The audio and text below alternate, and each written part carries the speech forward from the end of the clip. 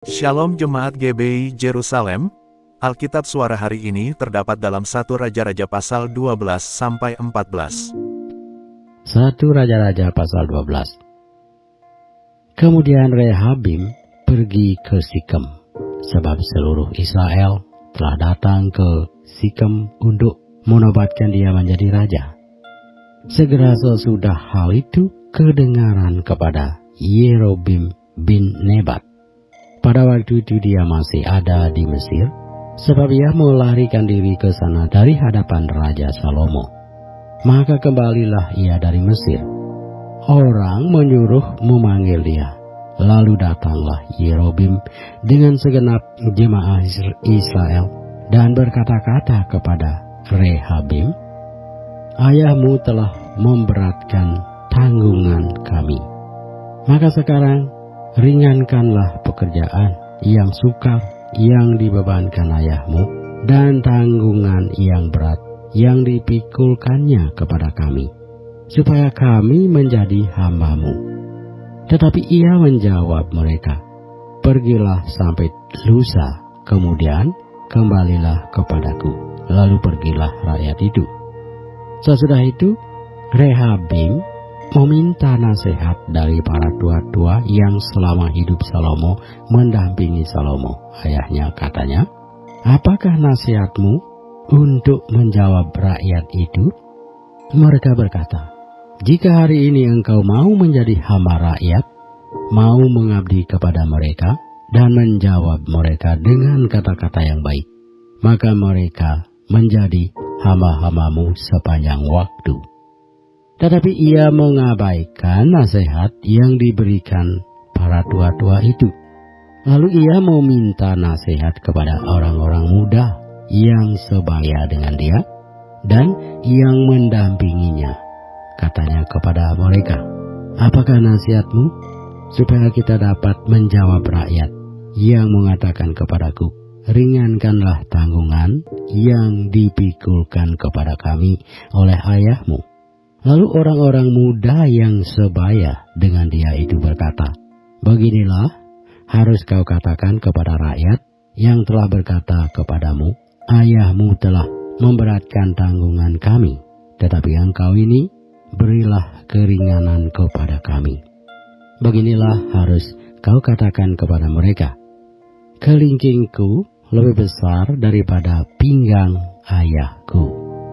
Maka sekarang ayahku telah membebankan kepada kamu tanggungan yang berat, tetapi aku akan menambah tanggungan kamu. Ayahku telah menghajar kamu dengan cambuk, tetapi aku akan menghajar kamu dengan cambuk yang berduri besi."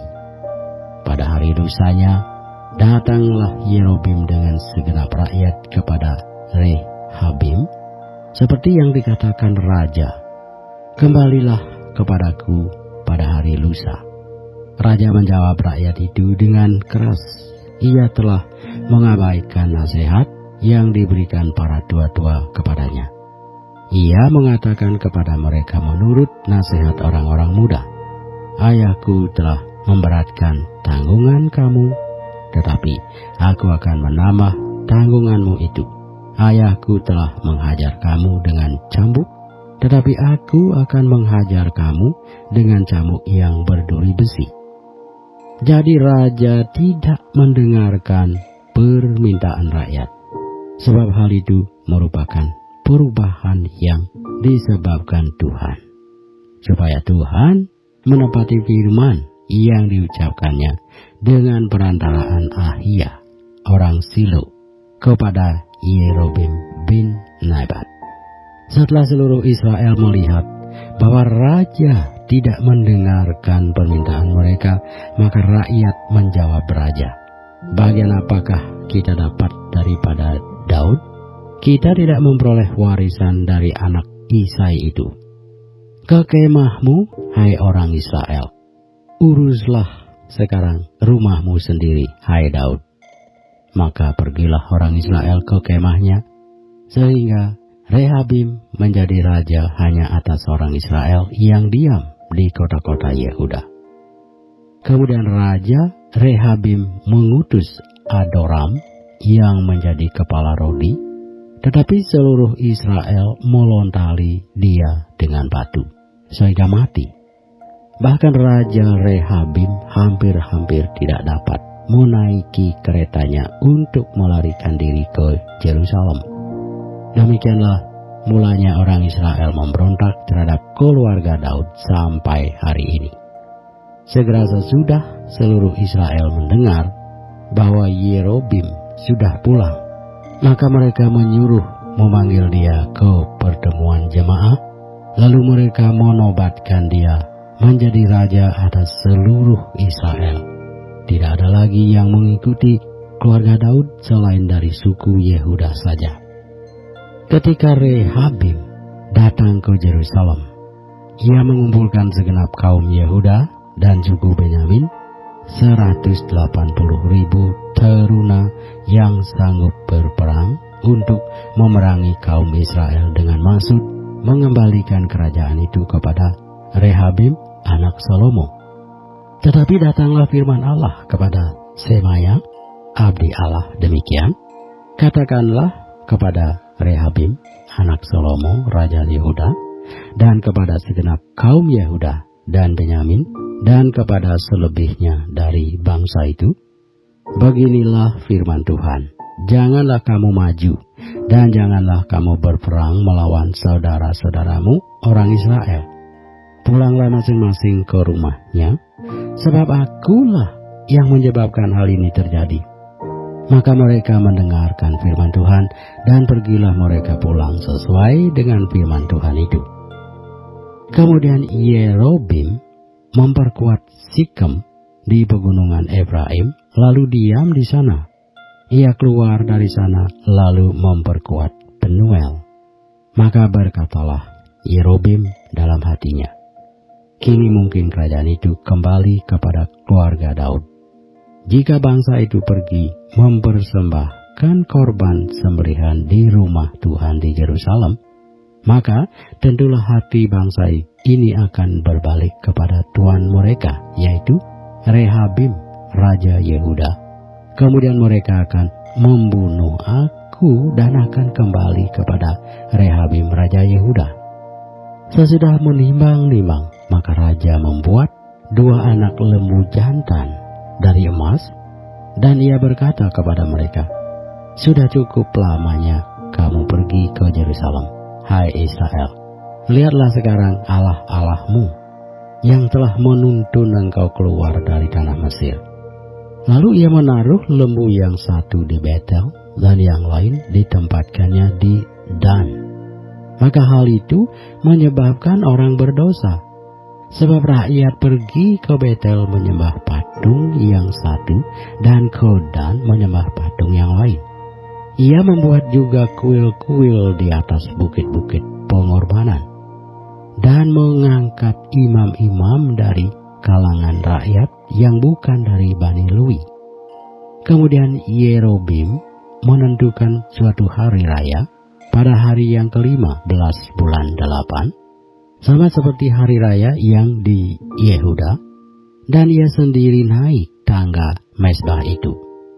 Begitulah dibuatnya di Betel, yakni ia mempersembahkan korban kepada anak-anak lembu yang telah dibuatnya itu, dan ia menugaskan di Betel imam-imam bukit pengorbanan yang telah diangkatnya.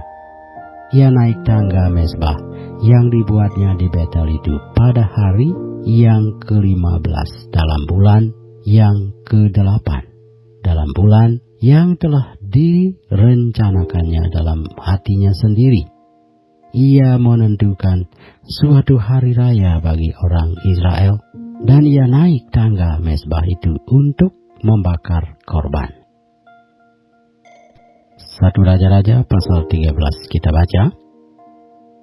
Sedang Yerobim berdiri di atas mezbah itu sambil membakar korban, maka atas perintah Tuhan datanglah seorang abdi Allah dari Yehuda ke Betel. Lalu atas perintah Tuhan berserulah orang itu terhadap mezbah itu, katanya, hai mezbah, beginilah firman Tuhan. bahwasanya seorang anak akan lahir pada keluarga Daud, Yosia namanya.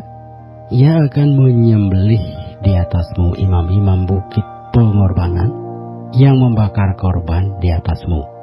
Juga tulang-tulang manusia akan dibakar di atasmu. Pada waktu itu juga ia memberitahukan suatu tanda ajaib, katanya, inilah tanda ajaib, bahwa Tuhan telah berfirman, bahwasanya mezbah itu akan pecah, sehingga tercurah abu yang di atasnya. Demi Raja Yerobeam mendengar perkataan abdi Allah yang diserukannya terhadap mezbah di Betel itu, ia mengulurkan tangannya dari atas mezbah dan berkata, tangkaplah dia. Tetapi tangan yang diulurkannya terhadap orang itu menjadi kejang, sehingga tidak dapat ditariknya kembali.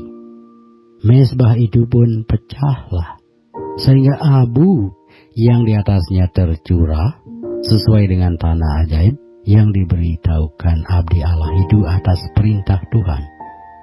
Lalu berbicaralah raja dan berkata kepada abdi Allah itu, mohonkanlah belas kasihan Tuhan Allahmu dan berdoalah untukku supaya tanganku dapat kembali. Dan abdi Allah itu memohonkan belas kasihan Tuhan, maka tangan raja itu dapat kembali dan menjadi seperti semula. Kemudian berbicaralah raja kepada abdi Allah itu, marilah bersama-sama dengan aku ke rumah, segarkan badanmu.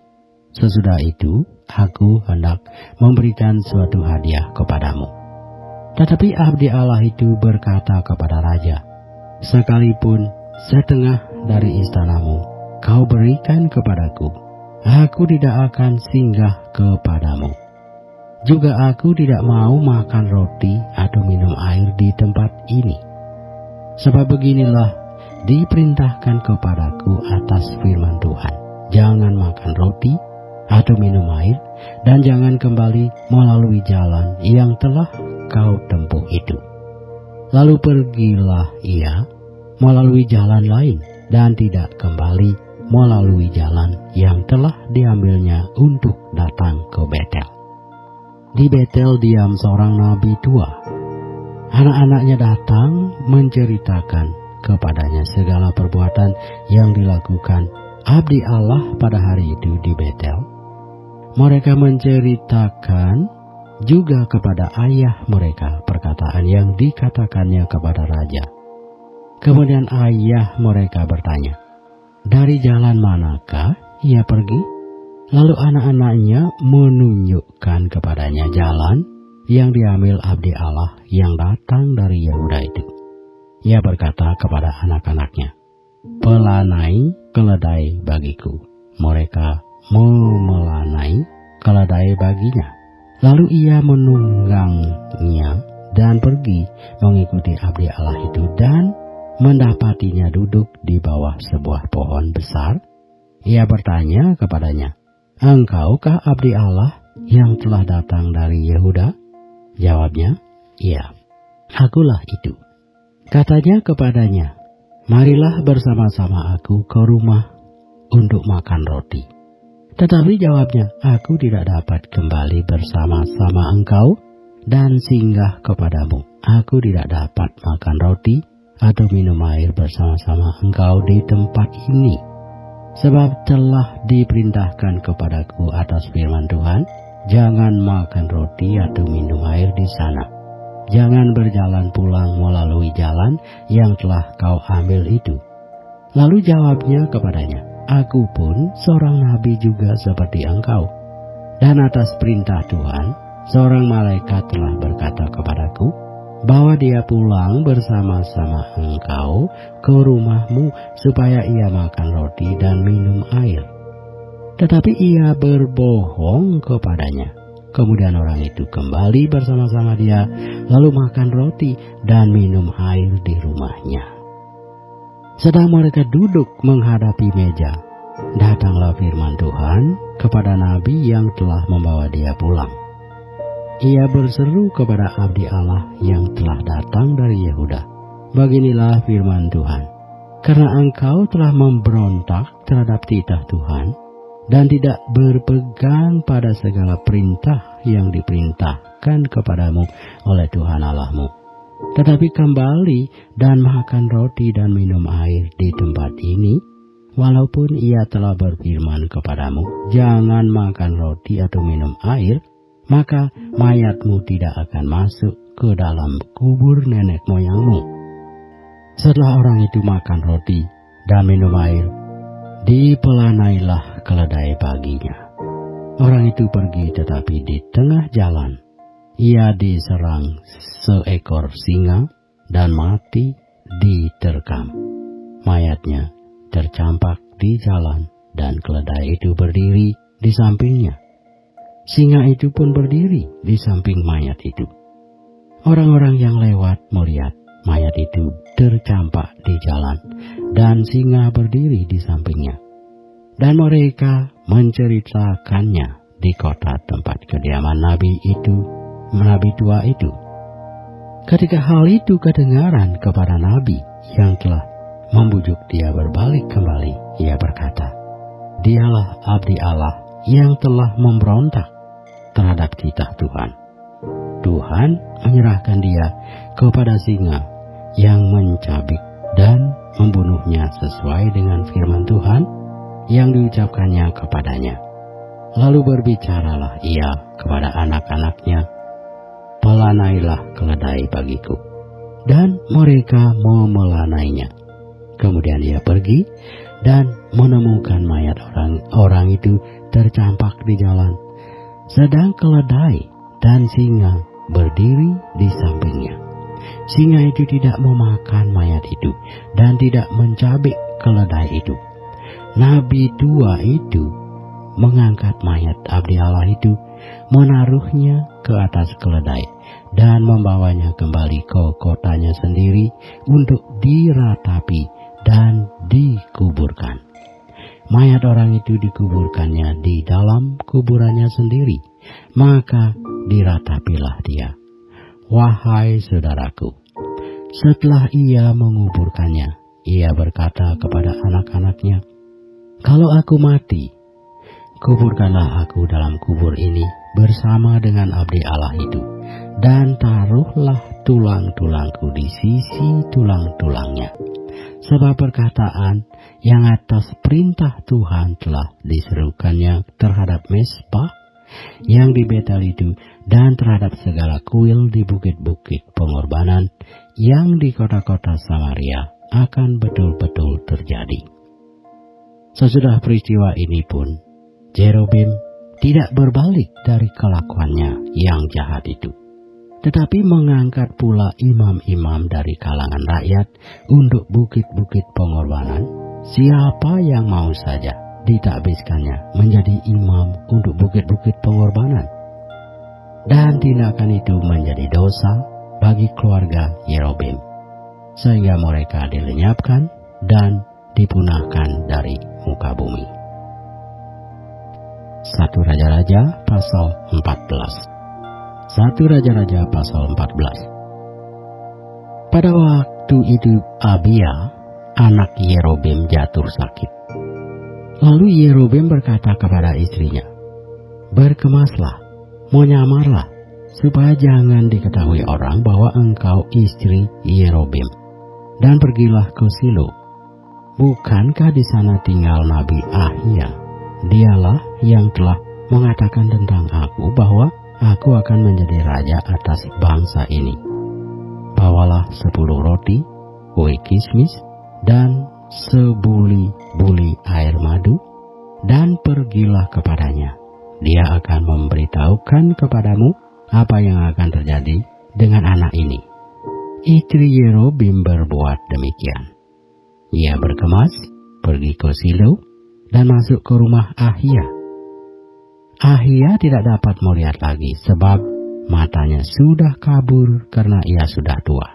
Tetapi Tuhan telah berfirman kepada Ahia, bahwasanya istri Yerobeam datang untuk menanyakan kepadamu perihal anaknya, sebab anak itu sedang sakit.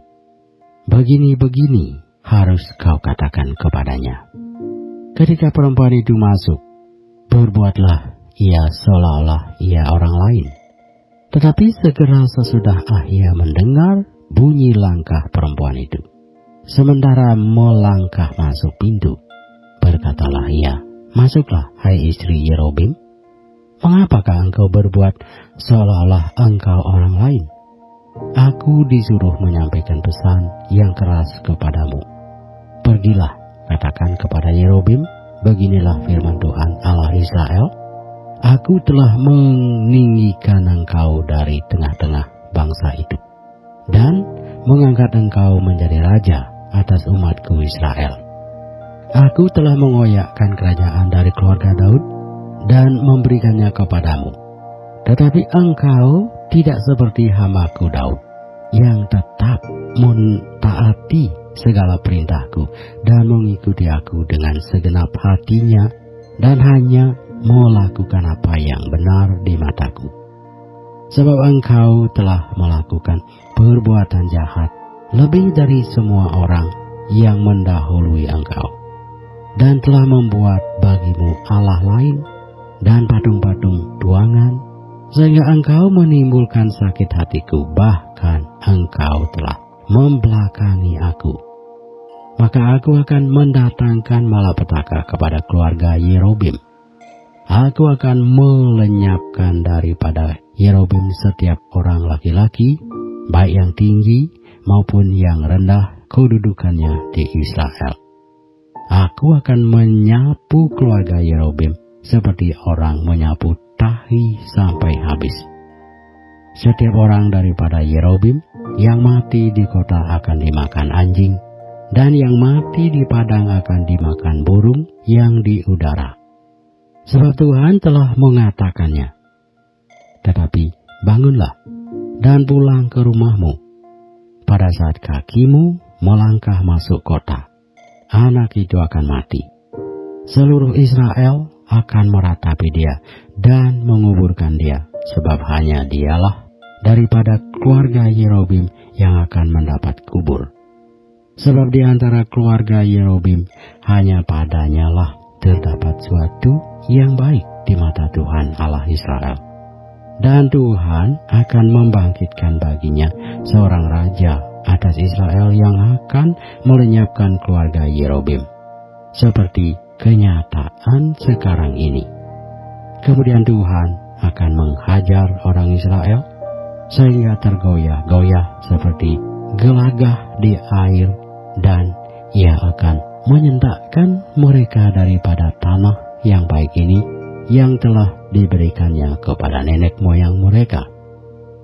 Ia akan menyerahkan mereka ke seberang sungai Efrat sana, oleh karena mereka telah membuat tiang-tiang berhala mereka, dan dengan demikian menyakiti hati Tuhan. Ia akan lepas tangan terhadap orang Israel oleh karena dosa-dosa yang telah dilakukan Yerobim dan yang mengakibatkan orang Israel berdosa pula. Sesudah itu bangkitlah istri Yerobim dan pergi, lalu sampailah ia ke Tirsa. Pada saat ia masuk melangkahi ambang pintu rumah, matilah anak itu. Mereka menguburkannya, dan seluruh Israel meratapi dia sesuai dengan firman Tuhan yang diucapkannya dengan perantaraan hambanya Nabi Ahia.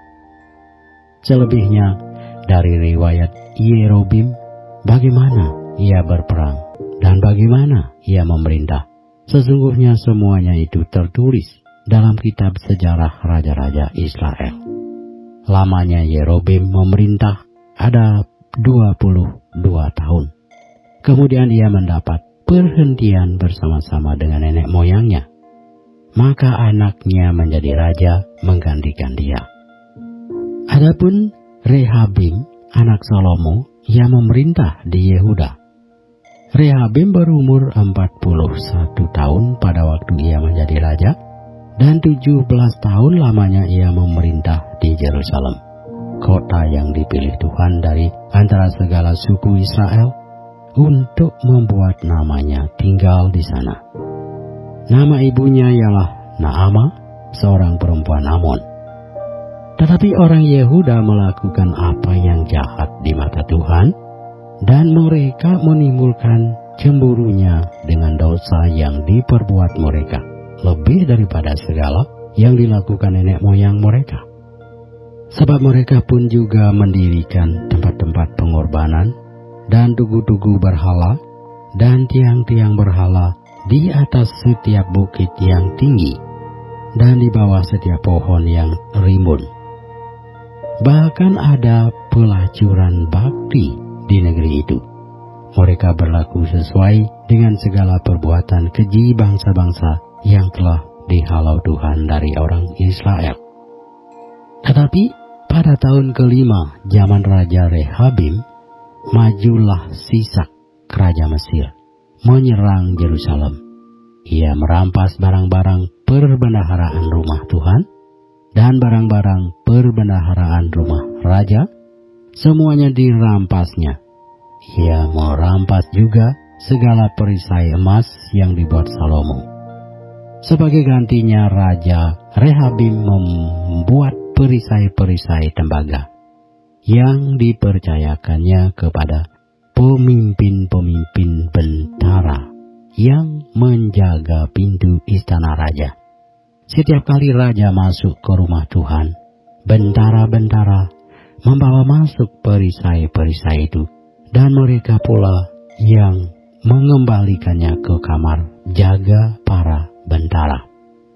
Selebihnya dari riwayat Rehabim dan segala yang dilakukannya, bukankah semuanya itu tertulis dalam kitab sejarah raja-raja Yehuda? Dan terus-menerus perang ada antara Rehabim dan Jerobeam. Kemudian Rehabim mendapat perhentian bersama-sama dengan nenek moyangnya, dan ia dikuburkan di samping nenek moyangnya di kota Daud. Nama ibunya ialah Naama, seorang perempuan Amon. Maka Abiam, anaknya, menjadi raja menggantikan dia.